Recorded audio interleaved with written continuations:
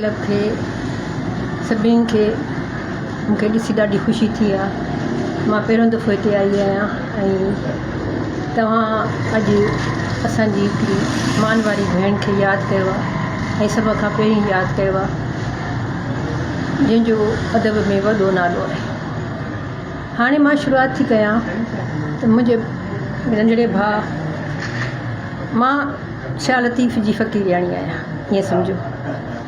यानी कि इब्तिदा असांजो शाह लतीफ़ ई पहिरियों सबक़ु आहे जेको सबक़ु पढ़ी असां हिन दुनिया में आयासीं।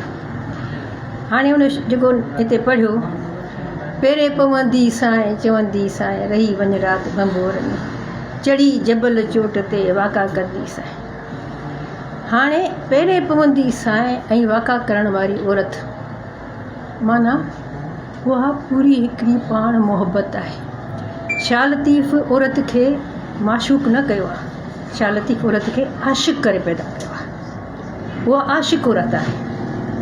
सभिनी जा किरदार के रॾा बि आहिनि त के थधा बि आहिनि, पर औरत शाह जे अॻियां आशिक़ आहे।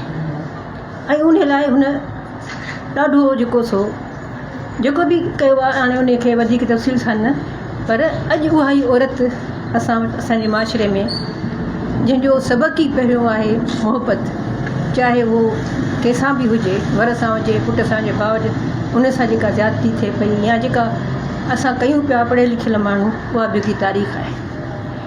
पहिरियों सबक़ु त असांजो शाह लतीफ़ आहे, उन खां सवाइ असां कुझु कोन आहियूं। ॿियो सबक़ु असां जेके औरतूं आहियूं, जीअं मां आहियां, मां हिकिड़े ज़मीनदार घर जी आहियां। मामे चाचे घर वञण जी इजाज़त कोन हूंदी। हालांकि अली ख़ान बुढ़ो मुंहिंजो नानो आहे, जमाल बुढ़ो मुंहिंजो मामो आहे, पर बाबा असांखे बुरको कोन पारायो, छोकिरनि जे स्कूल में पढ़ायईं, सभु आज़ादी ॾिनई। पर इहो सबक़ु हूंदो हुअसि त महिनत वर्क बख़्श ऐं कंहिंखे ॾुखोयो न, कंहिंसां तेज़ न ॻाल्हायो, थधा थियो। उहो सबक़ु मुंहिंजे बाबा जो ॾिनल आहे।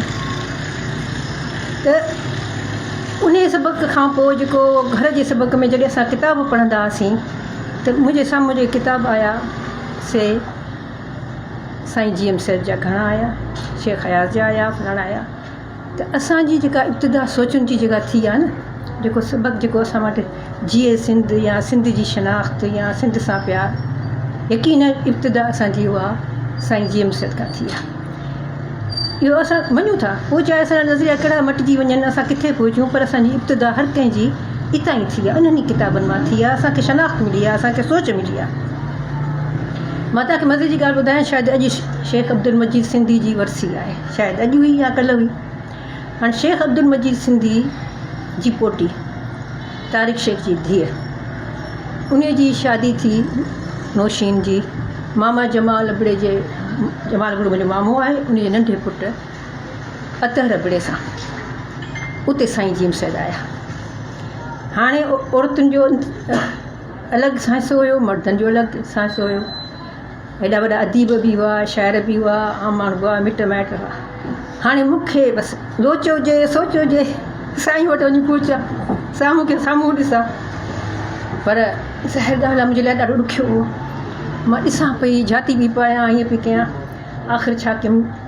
हाणे साईं जॾहिं हिकिड़ो मूं गौर सां ॾिठो त साईं सां जेके मिलण पिया अचनि त साईं जो हथु हीअं सभु कोई झुकी मिले पियो। जेके कुर्ब वारा दोस्त हुअसि उहे भाकुर पाए मिलनिसि पिया, पर आम माण्हू साईं जो हथु हीअं हो, हथ खे चुमी ॾेई वञनि पिया। मां छा कयो, जो हिमत कई, रो ॿो ॿधी करे हिमत करे घिड़ी वियसि मर्दनि जे पासे, वञी साम्हूं साईं जे बीठसि। साईं मूंखे ॾिठो, मां कुझु तारीफ़ कोन करायो त साईं पंहिंजो हथु अॻियां कयो। मां साईं जो हथु हीअं कयो ऐं ॿिन्ही हथनि सां पकिड़े साईं खे चुमिजियसि। इहो मूं साईं खे ॾिठो, इहो पढ़ण खां पोइ मूं साईं खे ॾिठो। इहा मुंहिंजी ख़ुशकिस्मती आहे। हाणे मां हीअ पंहिंजी देरि ॾाढी थी वई आहे, जेको मां लिखी आई आहियां, मां चाहींदसि त मां पढ़ां। हाणे रोशनी साम्हूं आहे न, हाणे रोशनी न रोशनी साम्हूं आहे न, ॿी ॻाल्हि कान्हे का। न सोचिजे, कुझु बि न सोचिजे, छो त सोचण खां पोइ जेका ज़हनी अज़ियत मिले थी इंसान